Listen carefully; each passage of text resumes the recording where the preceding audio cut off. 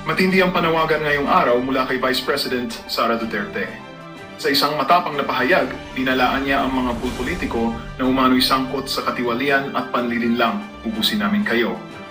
Ayon sa kanyang mensahe, hindi napapayagan ng administrasyon ang patuloy na pang-abuso sa kapangyarihan. Sa kanyang talumpati sa harap ng mga opisyal at mamamayan, maring ipinaabot ni VP Sara ang kanyang determinasyon na panagutin ang mga pulpolitiko na hindi sumusunod sa batas at nakikinabang sa pera ng bayan. Ayon sa mga ulat, tinitingnan niya ang lahat ng posibilidad upang tiyakin na magiging patas at maayos ang pamamahala sa mga ahensya ng gobyerno. Samantala, ramdam sa publiko ang pananabik at pag-asa na may tunay na aksyon laban sa katiwalian.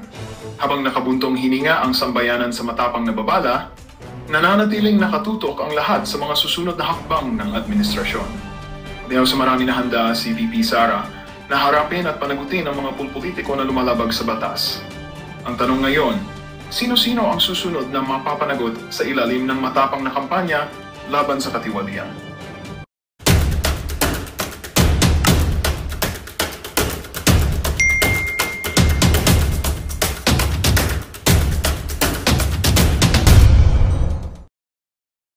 Threat to the national security, threat to the life of the president. Tarantado!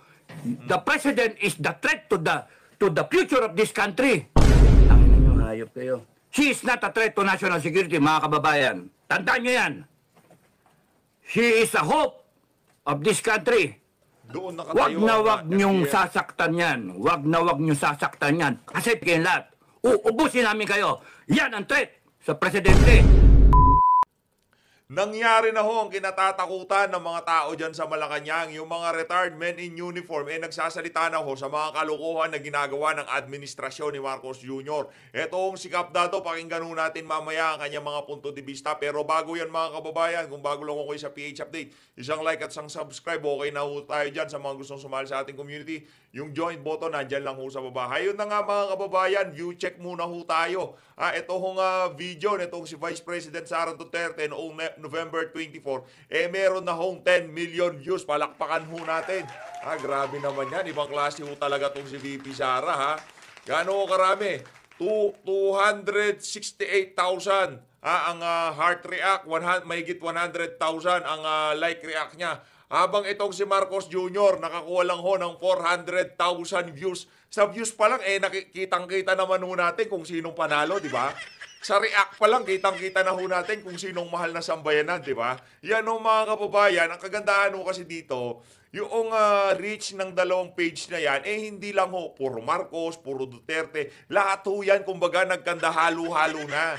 Kasi noong panahon ng eleksyon, yung dalawang taga-suporta niyan, nag-isa. Kumbaga, finalo ho, yung mga taga-suporta ni VP Sara, finalo ho yang si Marcos Jr. Yung mga, kung tawagin mga loyalista, yung ibang mga tangang loyalista, hindi ho lahat marami na hong namulat. Finalo naman ho, etong Facebook page na to ni VP Sara. Kaya etong mga nakikita nating figure dito, ito yung kumbaga suma total ng mga naging taga-suporta nitong dalawang individual na to. Ngayon ho mga kababayan, pakinggan ho natin kung ano itong mga punto de vista na to nitong si Kap Dado Enrique. Kap, pagka nagkaroon na ho ng kayo ho ang tatrabaho sa House of Representatives.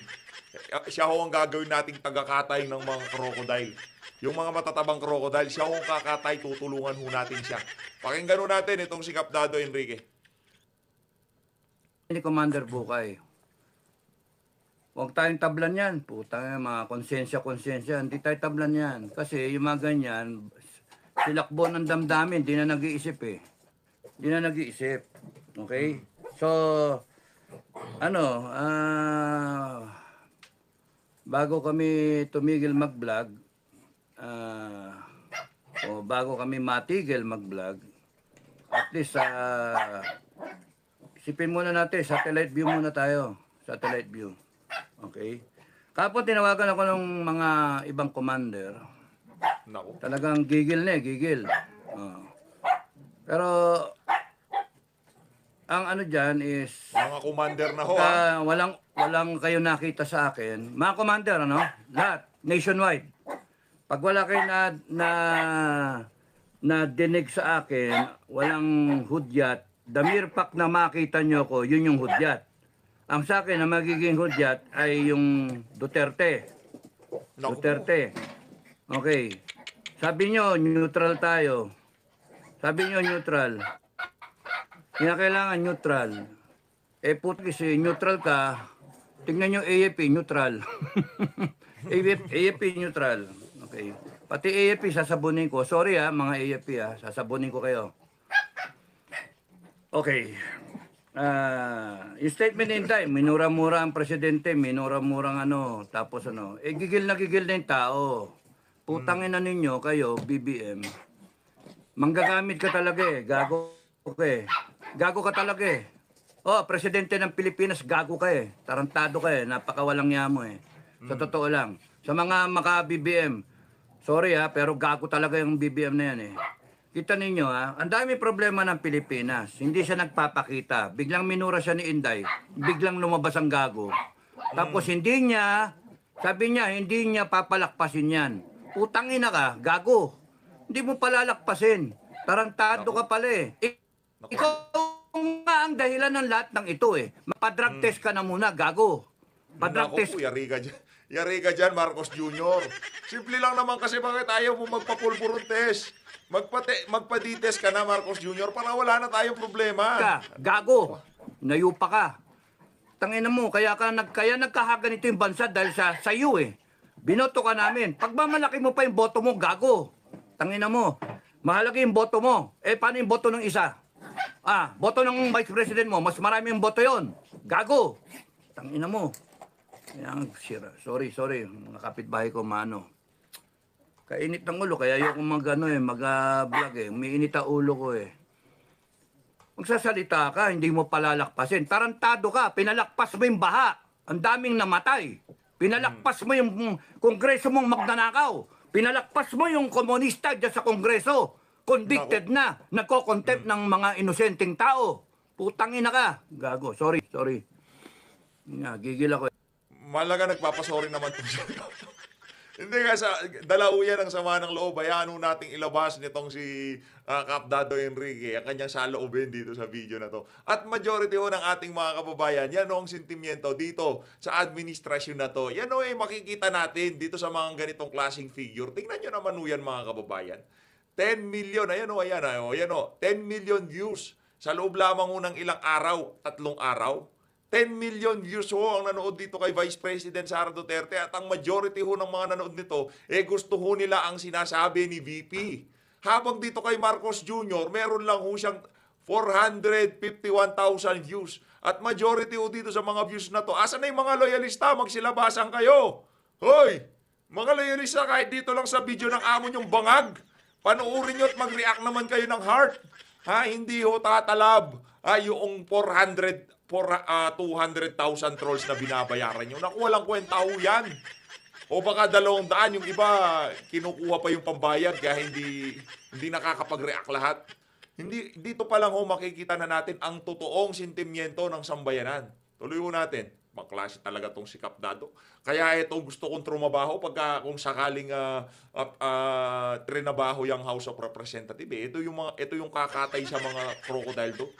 Di ba, Kap Dado? Ito yung gusto kong kumatay doon. Walang lalabas at walang palalabasin at walang papapasuking crocodile. Yung mga nasa labas, huwag na kayong pumasok dahil yung mga crocodile doon, lilitsunin namin. Tangin na hayop ka. Ngayon ka lilitaw, tatapang-tapangan ka, gago. Tangina mo. Ipapakita mo pa, presidential ka. Mali ka ng sinabi. Mali. Ang dapat sinabi mo, kung may threat sa'yo, Inday, huwag ka mag-alala. Babantayan ka namin. I am ordering the armed forces. As your commander-in-chief ng PNP, I'm ordering you to make sure that nothing happens to the Vice President. Tapos. Yun. Ikaw babanata mo, kakasuhan mo, gago. Tanga. Presidenteng ewan, tanga ka talaga. Tungang. Tarantado. Yan lang isa sa mga kumbaga merong boses na naririnig. Pero kung kausapin natin yung mga ordinaryong Pilipino sa karsada na taga-suporta ni VP Sara, baka hindi lang yan, ganyan ang sabihin nila. Kumbaga ito pinapakita natin para kumbaga medyo mag-init yung damdamin ng iba natin mga kababayan. What you are creating is divisiveness in the country. Gago. You are placing the country in the verge of civil war. Gago! Ang ina mo. Tanga! Putang ina nyo, hayop kayo. Kayong mga nasa kongreso, isa pa kayo, gago kayo. Okay, sasamahin kayo lahat sa akin eh.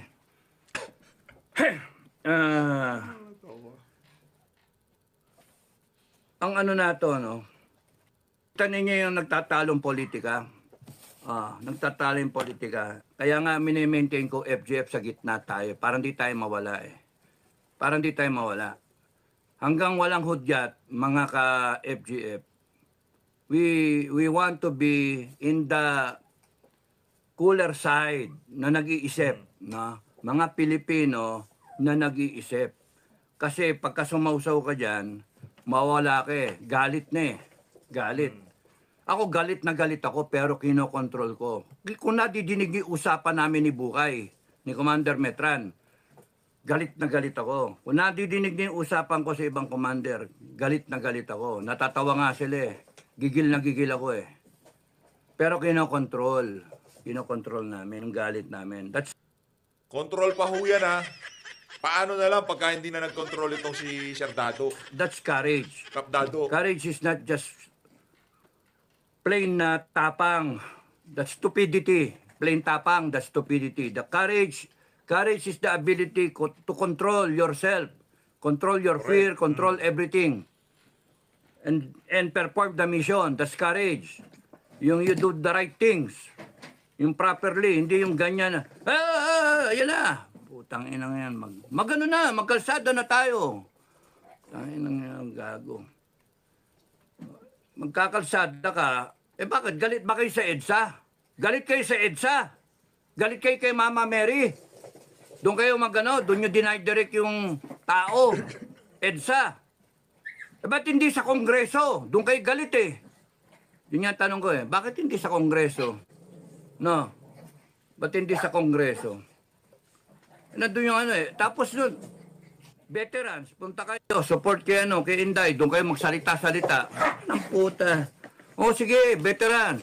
Because you are thinking na ang focal point mo is yung personalities eh. Why not make the focal point yung issue at hand? Yung issue. Nakakalimutan yung issue, bangag yung presidente. Bangag, tapos nakawan. Yun yung issue.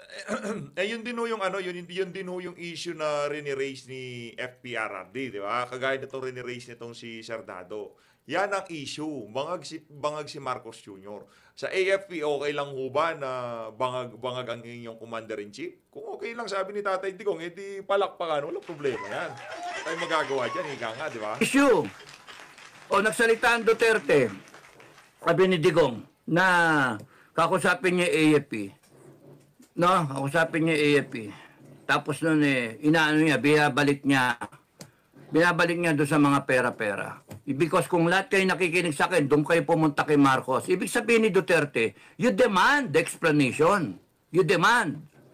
Tangin lang yan. Itong Marcos na to, gagamitin mo ngayon yung konstitusyon. Ha? Gagamitin niyo yung konstitusyon laban doon sa kay Sara. Si Inday Sara nga, she's implementing the Constitution. She's abiding by the Constitution. Kaya kayo nandyan pa. Kasi hindi siya nagtatawag ng revolusyon. Hindi siya nagtatawag ng taong bayan. Tanging mga hayop kayo. Sinabi ko again, Marcos and everyone na connected with Marcos, kaya kayo nandyan, kasi ang mga Duterte, whether they are hesitant or not, ay hindi pa tumatawag ng talagang totoong tao. Yun ho yun. Nakuha nitong si Attorney Dado. Yun ho talagang katotohanan doon. Yun lang ho talaga ang kumbaga pumipigil sa sambayan ng Pilipino. Dahil kung sakaling nagtawag ang mga Duterte, itong nakikita nyong 10 million na to, yan nung nakikita nyong 10 million views na yan, malamang sa malamang, lalabas ho lahat yan sa karsada. Yang nakikita nyo hong mahigit 200,000 heart na yan, o 100,000 like na yan, lalabas ho yan lahat sa kalsada. Lalo na itong 200,000 na to, lalabas ho yan. Panigurado. 100% lalabas ho yan pagka nanawagan itong mga Duterte na to. Pagka talagang umabot na sa sukdulan at ipapa-aresto itong si Vice President Sara Duterte.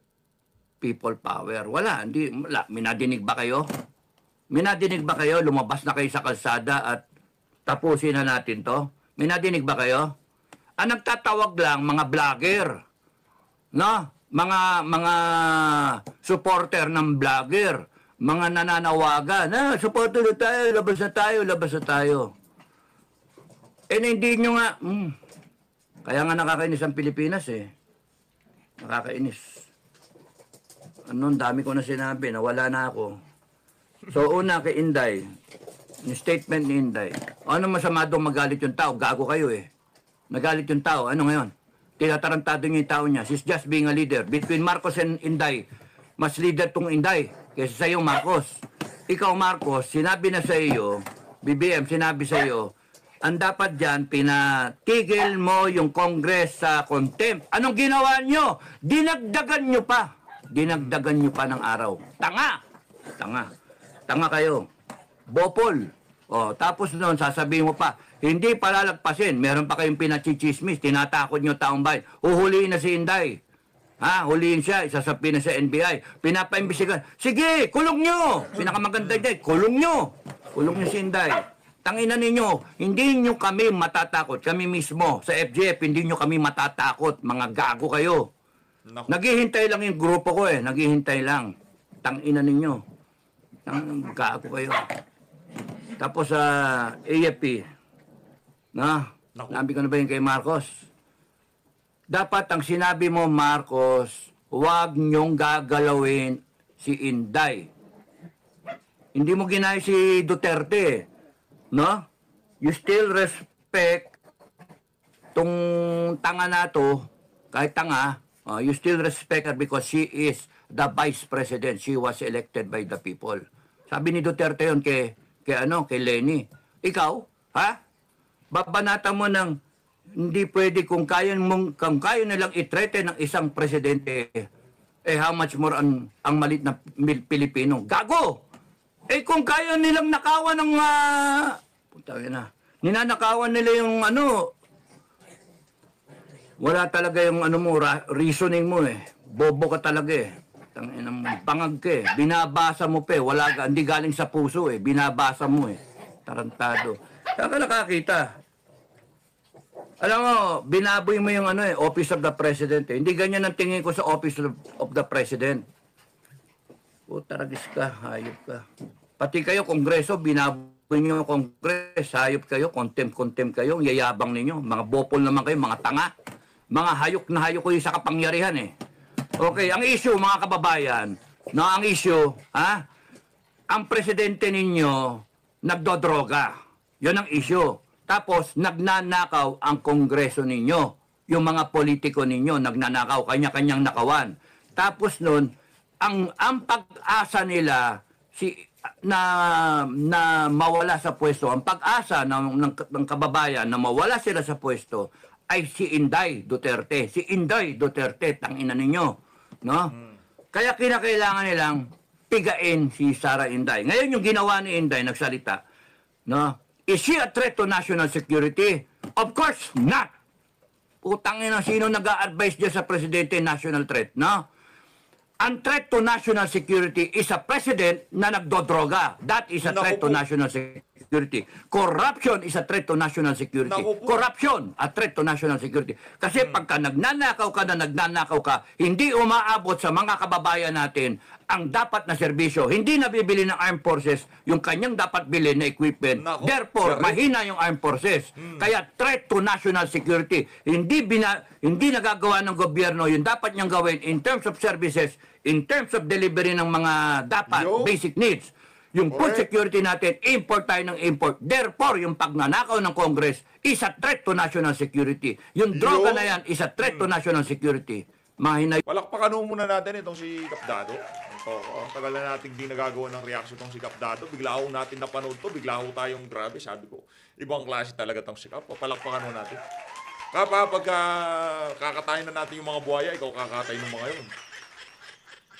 Matindi ho yan. Kung anong kinukwento niya, kung paano niya kakatayin yung mga buhaya dyan sa House of Representatives. Naku, baka bumilib po kayo dito kay Kap Dado. Kayo pa kayo. Congress is a threat to national security. Yung ginagawa niyan, nandyan yung nga NPA.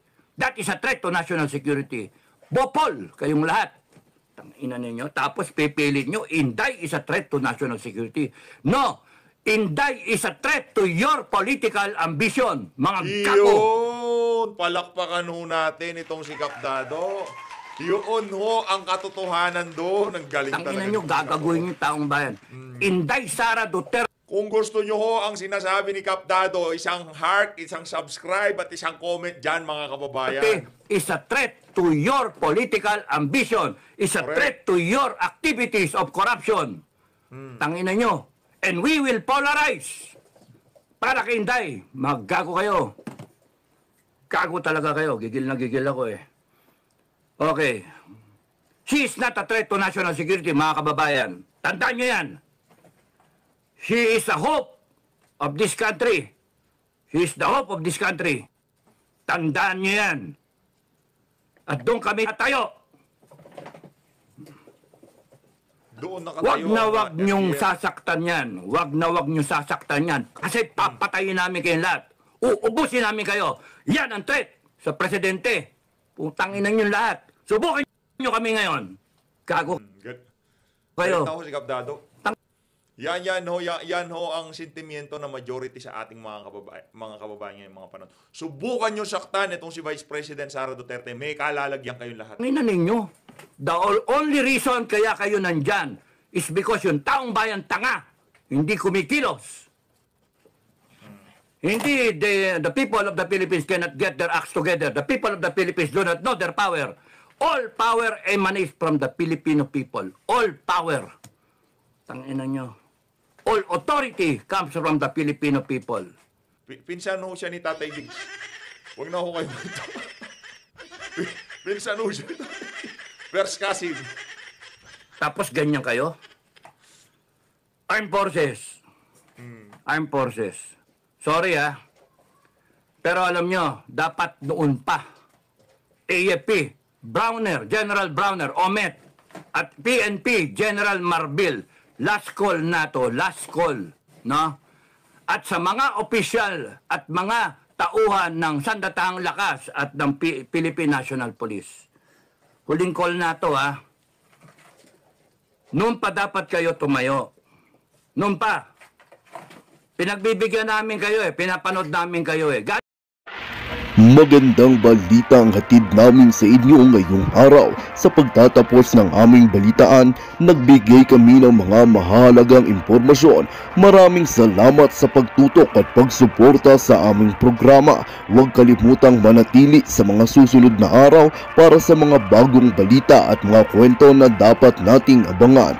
Mula sa Boses ng Masa, magandang araw Pilipinas!